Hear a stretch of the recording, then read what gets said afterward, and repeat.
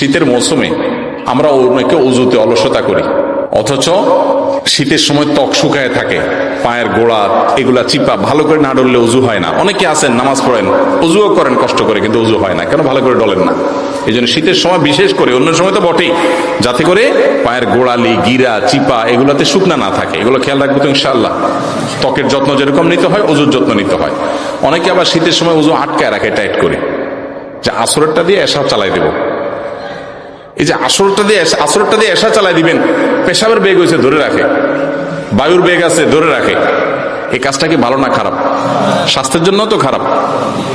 নবীজি সাল্লাল্লাহু আলাইহি ওয়াসাল্লাম বলেছেন, আলা আদুল্লুকুম আলা মা ইয়ামহুল্লাহু বিহিল খাতায়া ওয়া ইয়ারফাউ বিহিদ দারাজাত। তোমাদেরকে কিছু আমলের কথা বলে দিব, যার কারণে আল্লাহ তোমাদের গুনাহ মাফ করে দিবেন, তোমাদের মর্যাদা বৃদ্ধি করে দিবেন।